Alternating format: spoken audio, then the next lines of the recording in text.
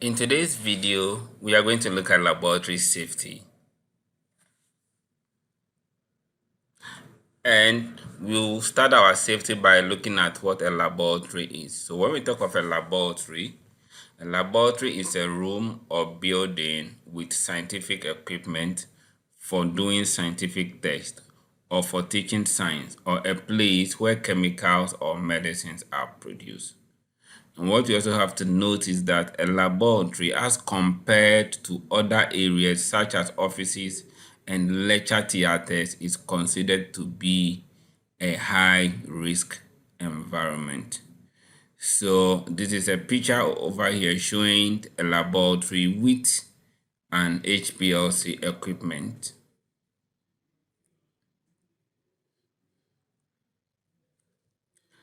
So the figures over here, all the pictures over here are showing us how a laboratory look like.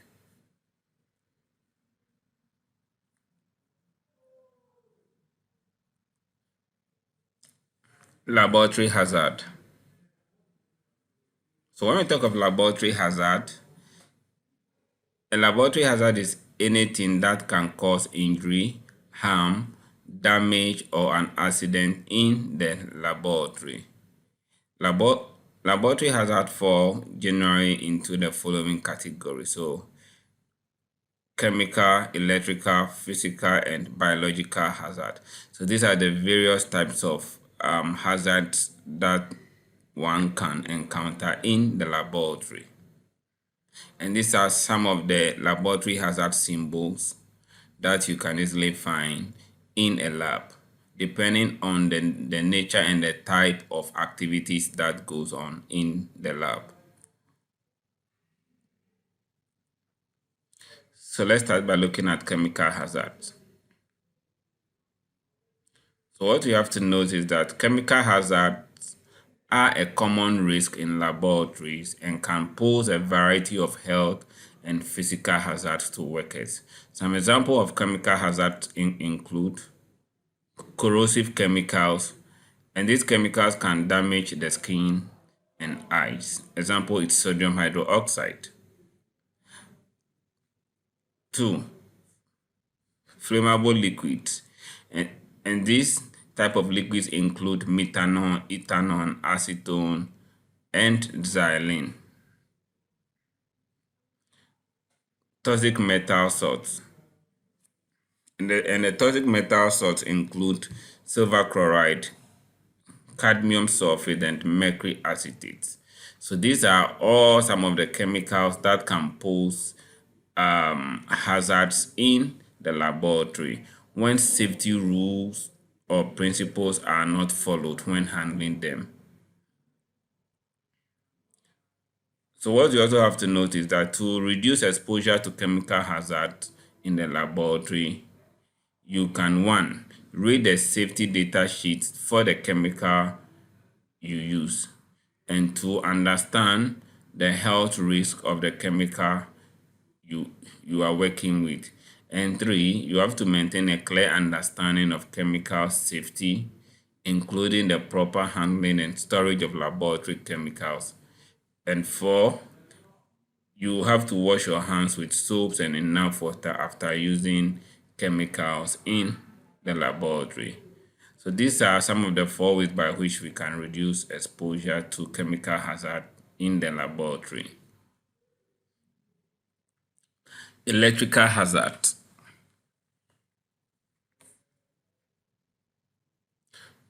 Electrical hazards in laboratories pose significant risk due to the reliance of various electrically powered equipment and instruments. And these hazards can arise from 1, faulty wiring, damaged equipment, improper use of electrical devices, exposure to water or other conductive materials in the lab. And what we also have to note is that electrical hazards can lead to shocks, burns, fires, and even electrocution.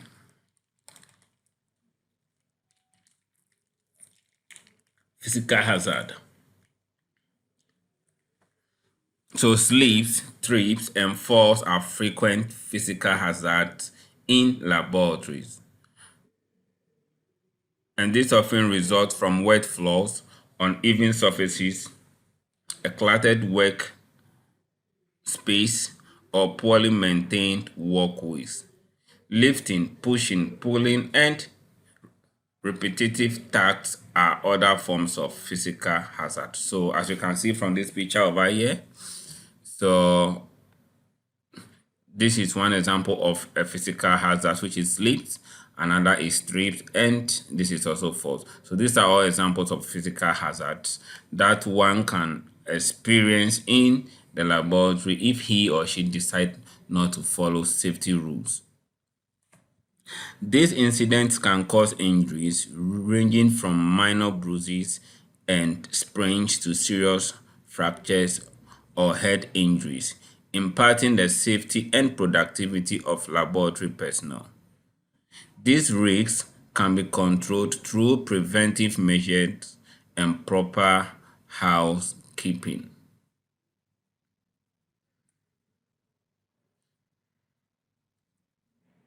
So now let us look at some of the preventive measures in avoiding physical hazard. One is good housekeeping.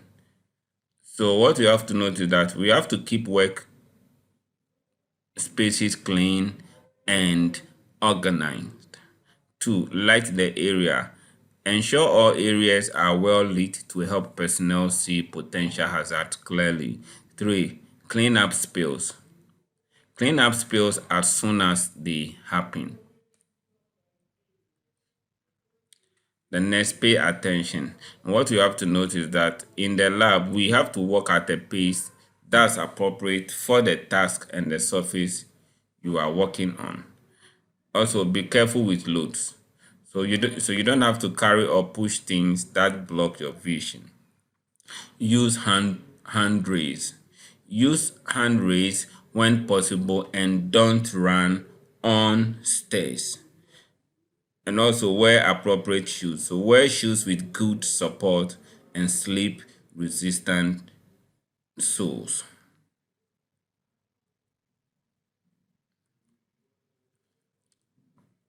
Let's look at the biological hazard.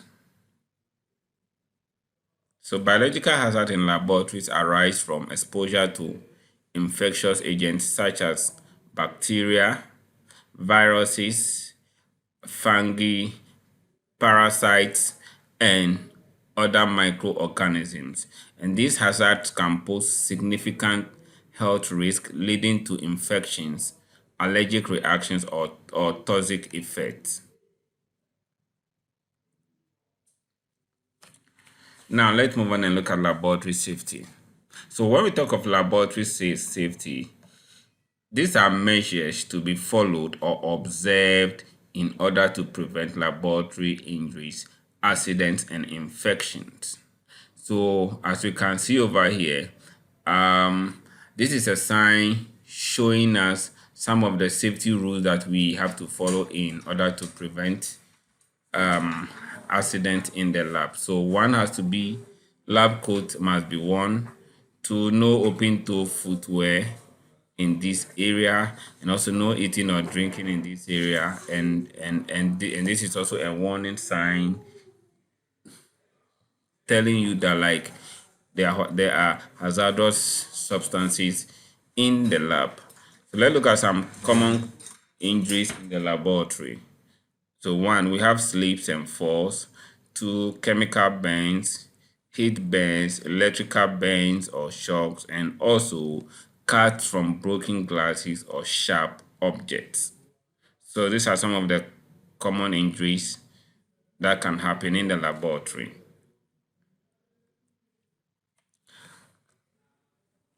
Let's look at the most common causes of accidents when performing an experiment. First of all, what we have to note is that before conducting any experiment, you should assess the hazards related to the work, including what are the worst possible things that could go wrong, how to deal with them, and what are the prudent practices or protective facilities and equipment necessary to minimize the risk of exposure to these hazards. So this is the first thing that you have to know at the back of your mind before you start with any experiment in the lab. Now let's see some of the common causes of accident when performing an experiment. 1. Not following lab safety guides or rules. 2. Not following standard operation procedures during an experiment. And the standard operation procedures are the various methods outlined in your manual to follow when performing an experiment.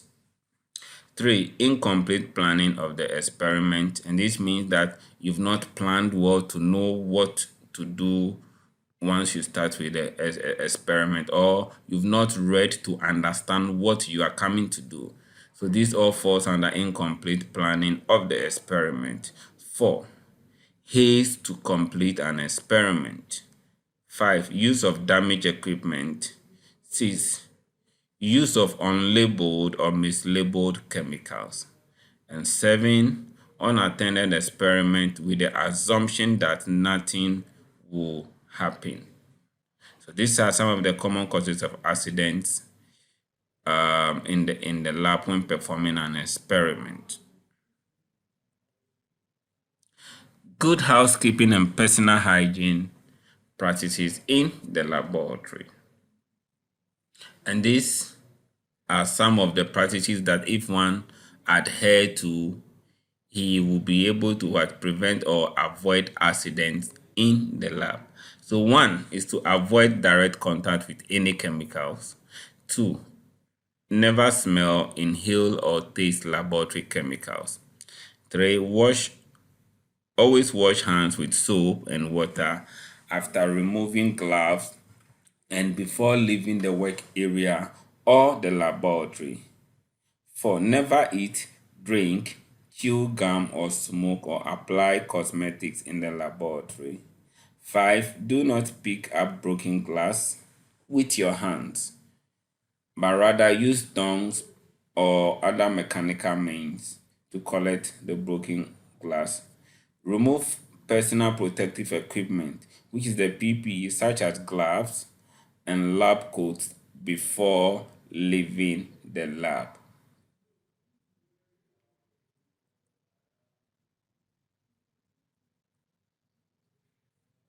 Remove gloves before handling common items like phones, instruments, door knobs, and etc. in the lab. Also, you are supposed to keep all work areas clean and uncluttered. Wipe down benches with cleaners or disinfectant regularly. Do not block emergency showers, eye washes, exits, or hallways.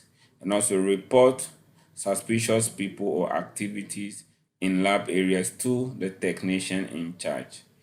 And also, you're supposed to report all accidents, no matter how minor it is, in the laboratory.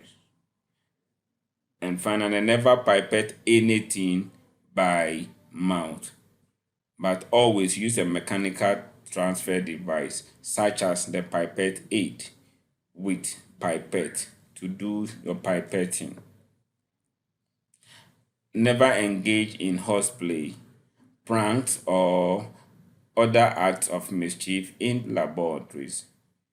The next is to keep work area clear of all materials except those needed for your work. Example, extra books, bags, and purses should be kept away since they are not going to be needed for your experiment. And also, long hairs or loose clothes must be tied to the back or confined before entering the lab. And also, turn off all ignition sources, taps, and close all windows and lock doors before leaving the laboratory. What to do before entering the laboratory and when you enter immediately. So before entering the laboratory, you should 1, look out for laboratory safety symbols or signs display in front of the lab and obey them. And these are normally displayed on the doors as seen over here, or walls beside the doors of the lab as shown over here. So now let us look at some of the safety symbols displayed in front of this lab, and let's see what is expected of us. So the first safety symbol sign is informing us that the lab is a microbiology main laboratory. And we also have a biohazard sign over here, which is also informing us that biohazard materials like bacteria, viruses, fungi, parasites, and other pathogenic organisms are being worked on in this laboratory. And we also have a prohibited signs informing us that eating, drinking, or smoking is not allowed in this lab. And we can also see some warning signs over here. The first is warning us or informing us that gas cylinder is often used in this lab, and also highly flammable materials like acetone, petitar, ethanol, xylene, and other organic solvents are often used in this lab. And we also have a mandatory sign over here, which is which is informing us that before we even enter into this laboratory, we have to put on our lab coat. And as you can also see over here, so they're also saying about no unauthorized access. So what it means is that if you are not a staff or a personnel working in this lab, you can't enter into this lab. And if even you have a specimen that needs to be analyzed for you in this lab, you have to deliver it at the microbiology specimens reception. So these are some of the safety symbols or signs displayed in front of this lab that we have to adhere to. So the next thing is to wear proper clothing. So wear closed-toed shoes as seen here, and clothing that covers exposed skins. You may also need to wear a lab coat.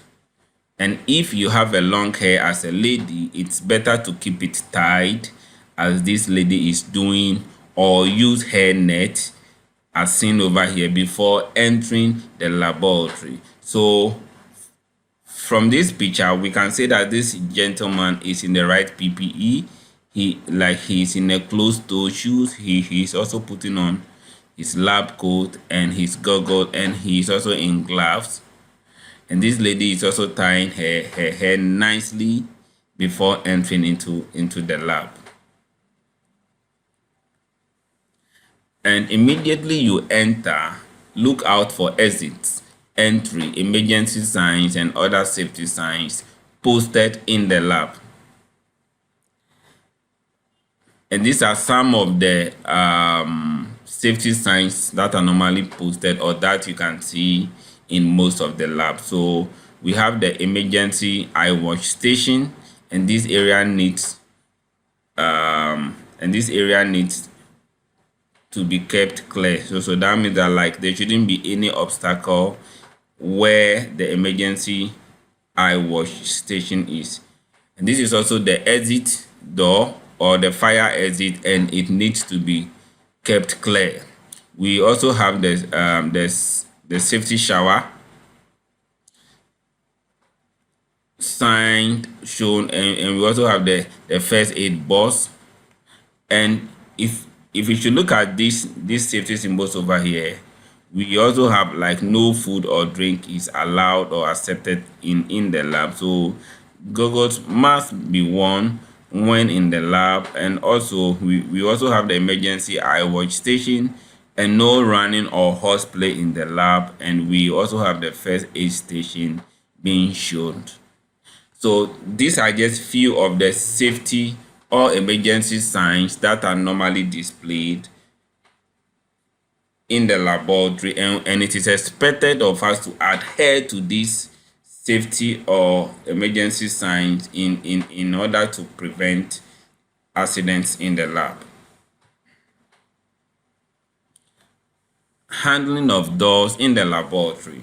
So what we have to note is that we should never touch door handles in the laboratory when in gloves, as these can introduce contaminants to the door handles from the chemicals that we are using or pathogenic organisms that we are using in the lab. So these are some of the signs informing you not to touch door handles in the lab. So as you can see, it is either in this form, or they can write it, so no lab gloves on door handles, or it can also be seen as this or as this. So let's always take note of these safety signs whenever we find ourselves in the lab to do the right thing.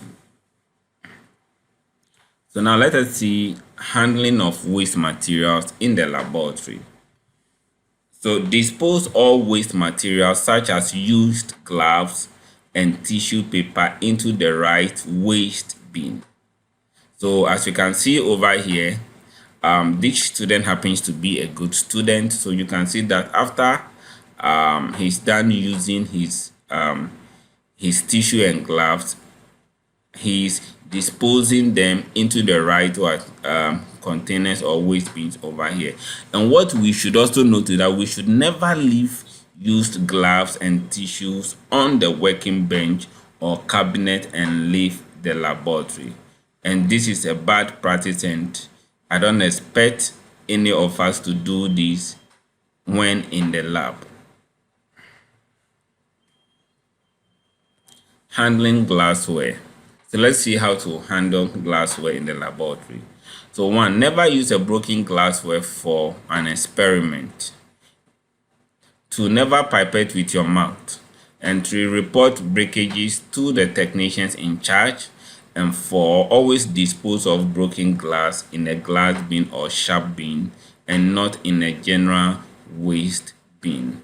And use appropriate glassware for its required work. Example, if you want to heat in the lab, we use the borosilicate glass for heating. So next, let's see what to do when performing an experiment. One is to clean your working bench before you start any experiment. And two,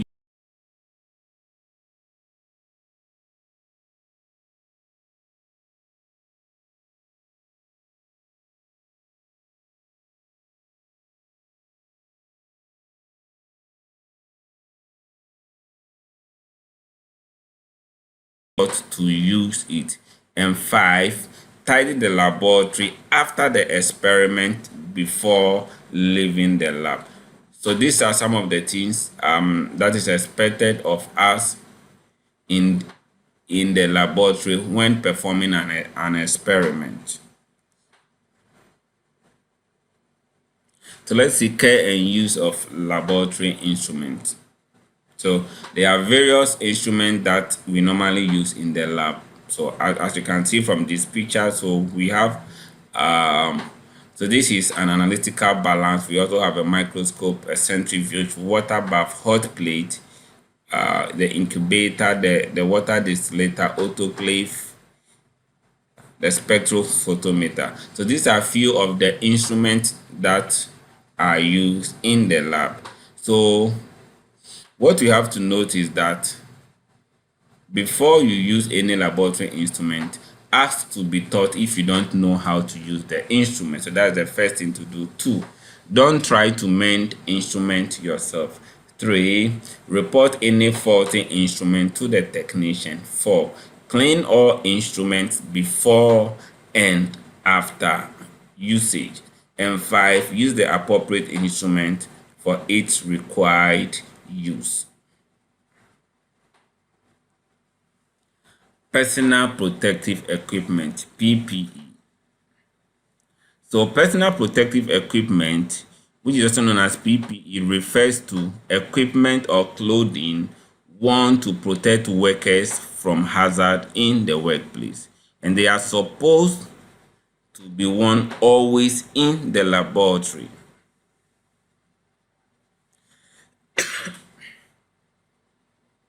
So the purpose of the PPEs are designed to prevent or minimize exposure to hazards such as biological, chemical, radiological, electrical, and mechanical hazards.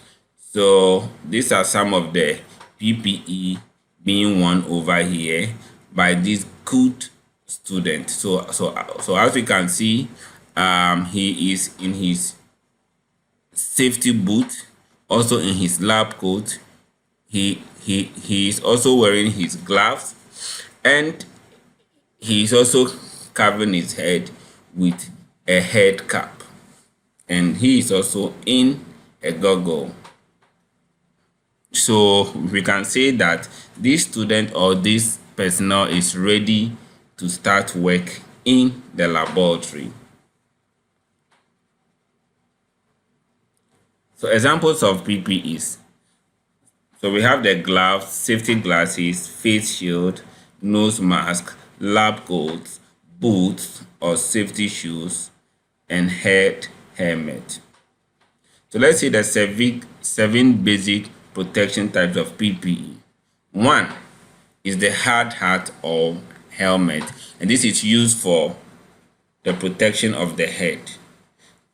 We have goggles, safety glasses, and face shield for eye protection. We also have the ear muffs for ear protection. We also have the respirator for respiration protection, gloves for hand and arms protection. We also have boots and safety shoes for foot protection, and we have lab coats and apron for full body protection. So these are the seven basic protection types of PPE. And it is expected of us that we have to always be in this PPE for our own safety in the lab. Laboratory safety sign. Before I even start, I'll just like you to take note of these safety signs that are normally displayed in front of a laboratory or in a laboratory, and it is expected of us to adhere to these safety signs in order to avoid or minimize injury in the laboratory. So when we talk of laboratory safety signs, they are visual representations that warn of potential dangers and remind people of safety precautions in the lab. They are designed to be universally understood so that everyone in the lab can identify hazards and take the necessary precautions.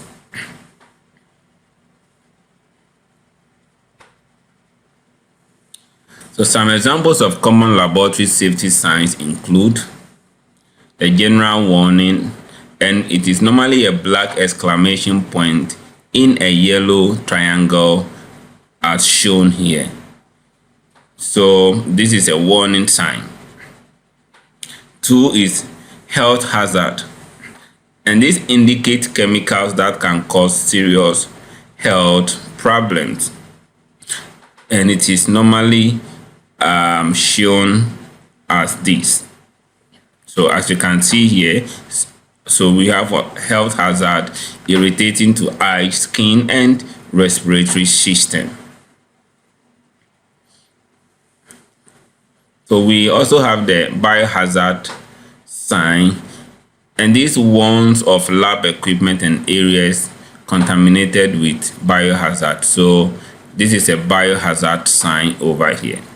We also have the dangerous to the environment signs, which indicates chemicals that can damage the environment, and this is how the sign normally looks like.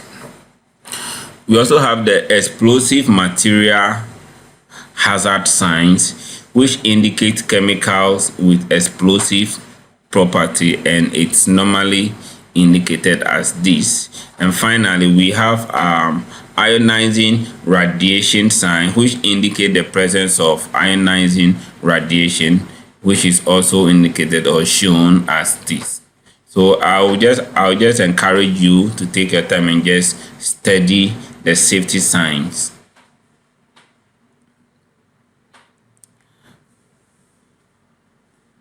So what again we have to notice that safety signs and symbols in the laboratory are essential for ensuring safety where hazardous materials are used or processes are done.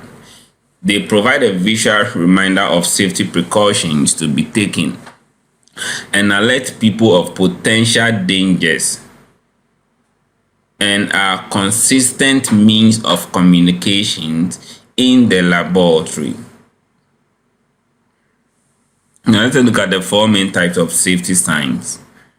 One is the prohibition sign, and this is also known as the no or do not sign. And this sign indicates that an activity is not permitted in the lab. So the next is the warning sign, and this sign indicates the presence of potential hazards or dangers in an area. The next is the mandatory sign, and this sign enforces specific actions or behaviors to comply with safety requirements. And we also have the last as the emergency signs, and this sign provides information on emergency facilities, escape routes, and where first aid is located.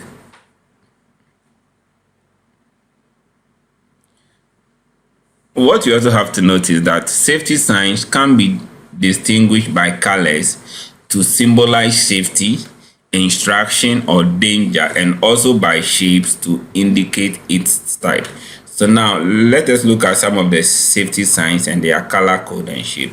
So the first is the prohibition and fire safety sign. So they have red color. They are red in color and round in shape. The next is the warning sign, which are yellow in color and triangular in shape. The mandatory signs are blue in color and round in shape, and the first aid and emergency exit signs are green in color and square or rectangular in shape. So as you can see from this, from the laboratory safety signs over here, this is the mandatory signs, which are blue in color and round in shape. So as you can see, all the shapes are round. And we also have the emergency and first aid safety signs, which are green in color and square or rectangular in shapes.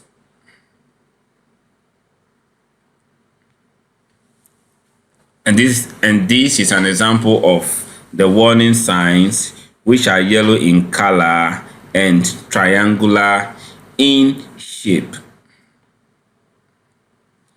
And also we have the prohibited signs, which are red in color and round in shape. I will again encourage you to take a critical look at these laboratory safety signs and what they mean in order for us to prevent or minimize accident in the laboratory.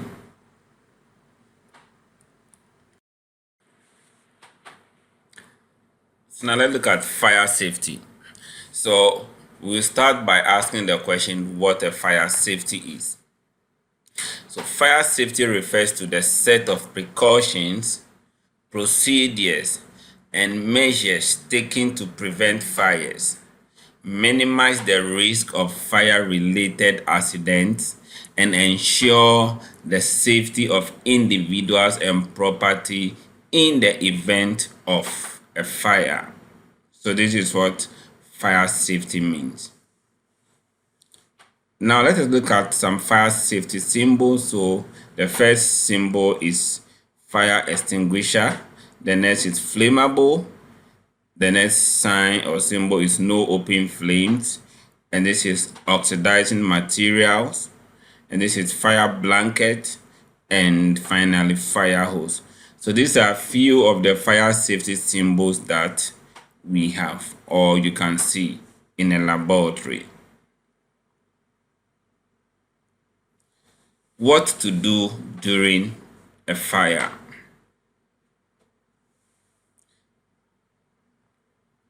So during a fire, it's crucial to act quickly and stick to proper procedures.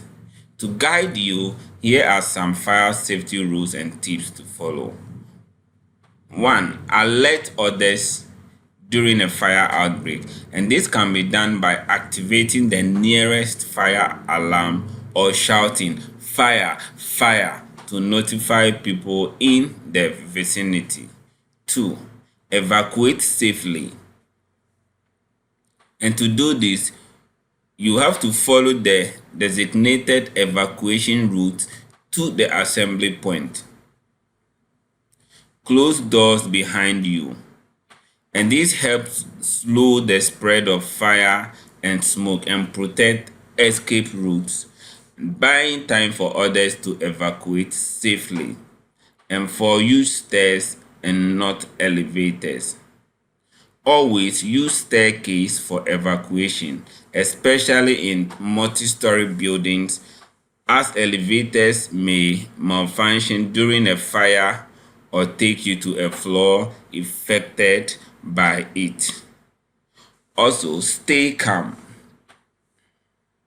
Try to remain calm and focused and encourage others to do the same. Also, follow emergency protocols. So follow the instructions and emergency protocols provided by the staff or emergency personnel in the laboratory. Help those in need. If you encounter anyone unable to evacuate on their own, assist them if it's safe to do so. Alert firefighters or emergency responders about their location as soon as possible. And also, do not re-enter the buildings. Sorry. Once you have safely evacuated, do not re-enter the building for any reason until the authorities have declared it safe to do so. Since fire conditions can change rapidly, it's always best to wait for professionals' guidance. And finally, call emergency services. So dial the emergency fire service number 192 as soon as you are in a safe location and provide them with accurate information about the fire, your location, and any individuals who may still be inside. So let's see some causes of fire in the lab. 1. Flammable or combustible materials, and this include flammable liquids, gases, combustible dust, and solid. 2. Electrical issues, and this include faulty equipment, overloaded circuit, and electrical malfunctions. The next is human error, and this include improper storage, use or spills, or failure to follow safety protocols. The next is improperly placed equipment, and this includes heat producing equipment such as the hot plate that is not placed away from combustible materials, and also compressed gas cylinders, and this can be a fire hazard if they are stored or handled improperly in the lab. So these are some causes of fire in the lab. So let's see how to use a fire extinguisher. So we are going to use the fire extinguisher using the pass method. And before we look at the various steps, what I want us to note is that